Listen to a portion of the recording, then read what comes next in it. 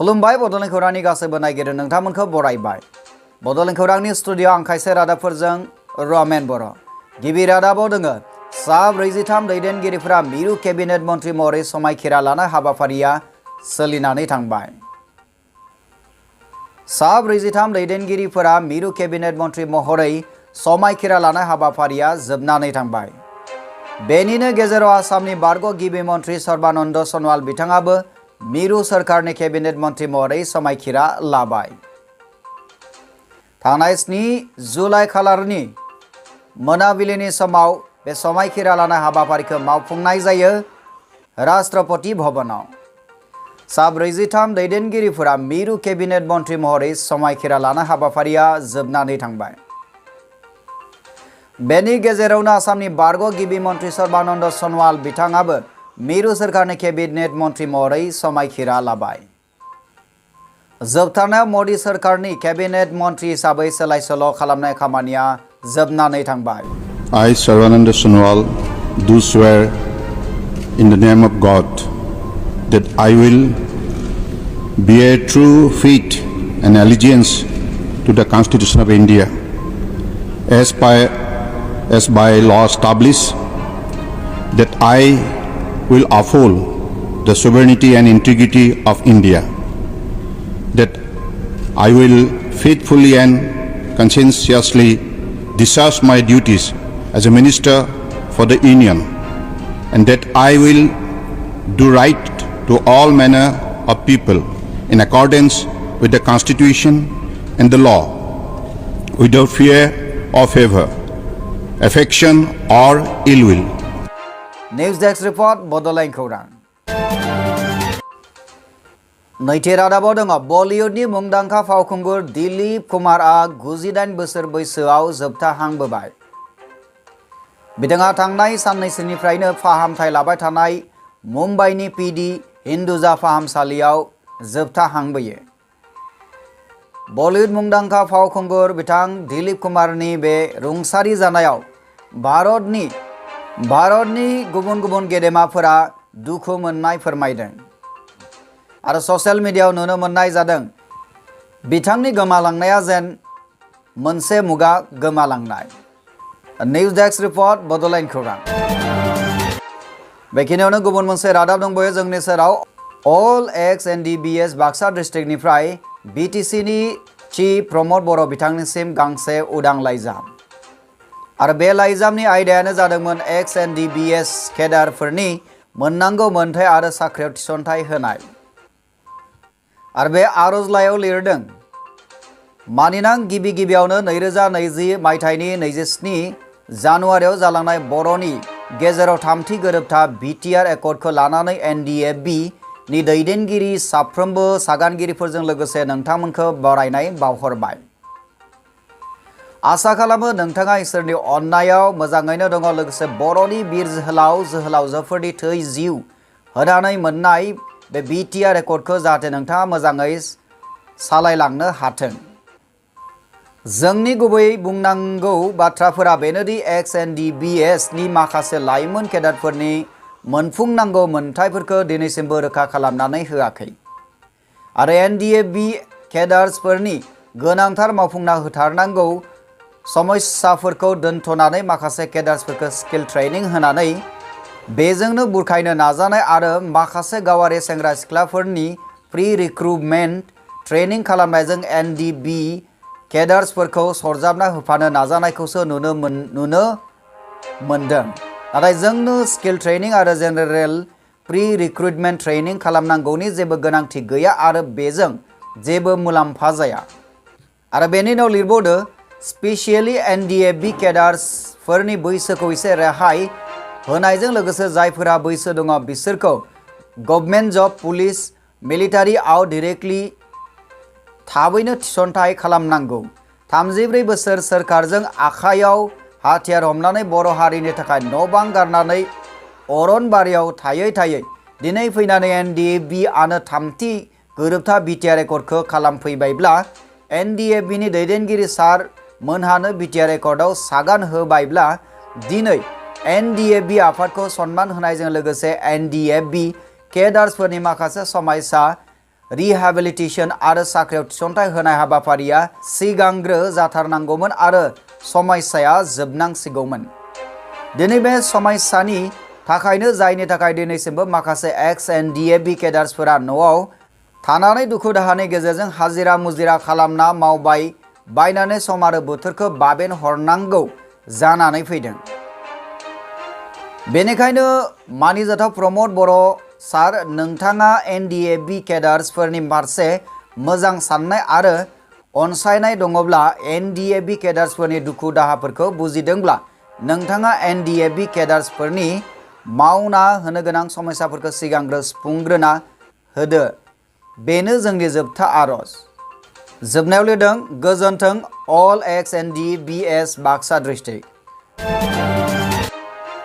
नायगिरि नोंथांमोननि थाखाय गुबुन मोनसे रादाब जोंनि आखायाव दंबो। हाग्रामा महिलारिनि सिमाङाव बेमानि जे सोंथेबाय। फिन खेबसेबाव बिसिखै खालामनानै गोहोनि स्वाद लानायनि सिमाङा बायफ्लेफिनबाय। प्रमद बर'खौ निराशा खालामा गिबि मन्त्रि हिमन्त बिश्व शर्माया। बावैसो सिगां पर्टेल निउज चेनेलफोरा नंखायैनो फोसावनाया दा नंखाय होनना फोरमान जाबाय। फोसावनाय जादोंमोन दि बिटिसिआव हाग्रामाया इन प्रमदआ आउट होननानै।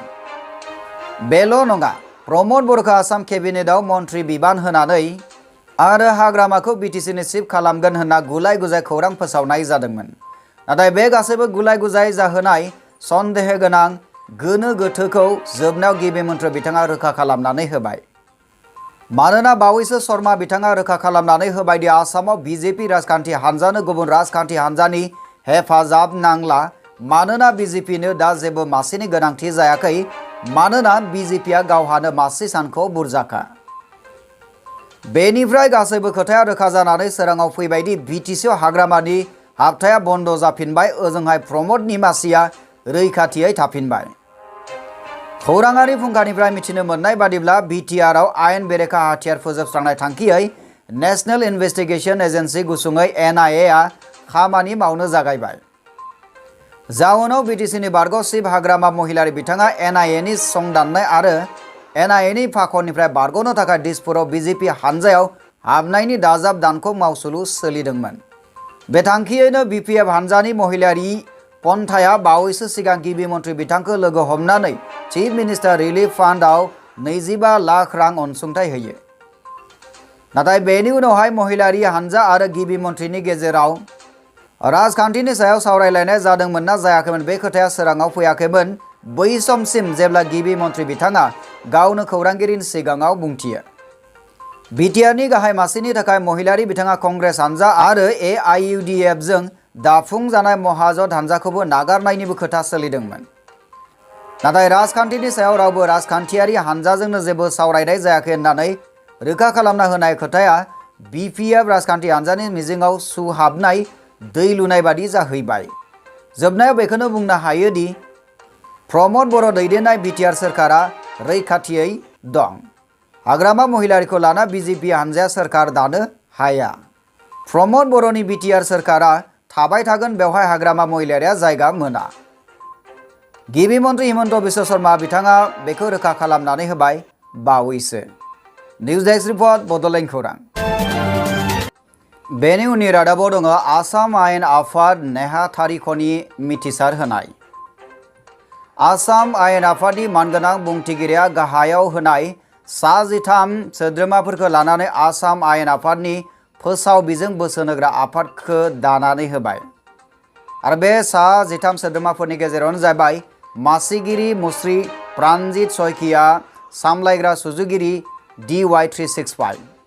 लेङाइ मासिगिरियाव दङ मुस्रि मनज कुमार नाथ, नियमिया बार्ता। नेहाथारि हिसाबै दङ मुस्रि हरेन बरगहाय, गाव गोसो। जुथाइ नेहाथारियाव दङ मुस्रिमा आफ्रिदा हुसैन, इनसाइड एनि। आरो सोद्रोमाफोरनि मुं फारिलाइयाव थानाय मुंफोरा ओरैबादि: मुस्रि अनामित्रा गगৈ, निउज लाइभ। मुस्रि परम प्रकाश गगৈ, असमिया प्रतिदिन।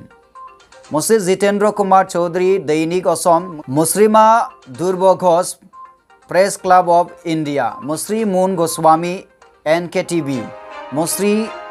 मुस्रि समया भरद्वाज, आमार अखम।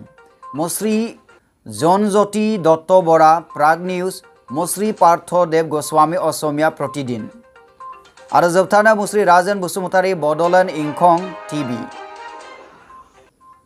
आरो बे मख'नाय सा 13 बिबानगिरिफोरनि मावसोमा ओरैबायदि आफादनि मावसोम दानाय समनिफ्राय 1 बोसोर जागोन। आफादखौ आसाम आयेन आफादनि मानगोनां बुंथिगिरिया मावसोमनि सिगांनो सिफायना होनो हागौ आरो गोदानै दाफिननो हागौ। आरो बे मख'नाय गासै 13 बिबानगिरिफोरनि मावनो गोनांफोरा जाबाय आफादनि गुदि बिबाना जागोन प्रेस गेलारियाव गुबुन गुबुन फोसाव बिजों बाहागो लानाय आरो जथुमनि हाबाफारि सामलायनायखौ फोसावनो आसाम आयेन आफाद नेहाथारिखौनो सुबुरुन होनाय आरो बे फोसावलायखौ फोसावो मुंसाइ होनानै मुस्रि एस.के. शर्मा नेहाथारि आसाम आयेन आफाद खालार 7 जुलाइ 2021 दिसपुर आरो नोंथांमोननो जों फोरमायनो नागिरो जे मिथिहोनाय आरो नांगौबादि राहा लानायनि थाखाय रेपस्लाइ दैथायनाय जाबाय। थामहिनबा बे मिथिसारलाइनि कपि एबा रेपस्लाइ दैथायहरनाय जादों गासै सोद्रोमा फोसाव बिजों बोसोन होग्रा आफाद आसाम आयेन आफाद। नैथियाव मानगोनां बुंथिगिरि सिगाङाव फोरमायनायनि थाखाय मानगोनां बुंथिगिरि आसाम आयेन आफादनि गावारि नेहाथारिनो। थामथियाव मानगोनां लेङाइ बुंथिगिरिनि सिगाङाव फोरमायनायनि थाखाय मानगोनां लेङाइ बुंथिगिरि आसाम आयेन आफादनि गावारि नेहाथारिनो। नेहाथारिनो मिथिहोनायनि थाखाय नेहाथारिनि गावारि नेहाथारिनो। बिथोन लाइजाबनि थाखाय निउज डेस्क रिपर्ट बड'लेण्ड खौरां। दानिया सम सफैबाय बड'लेण्ड खौरांनि गासैबो नायगिरि नोंथांमोननिफ्राय बिदाय लानायनि। बड'लेण्ड खौरांखौ नायबाय थानायनि थाखाय साबायखर थाबाय। जोबथारनायाव बड'लेण्ड खौरांनि गासैबो नायगिरि नोंथांमोननिसिम अननाय मोजां मोननाय आरो सिबिनायखौ बावहरनानै दिनैनि रादाबखौ एसेबां फोजोबनाय जाबाय। गोजोन्थों।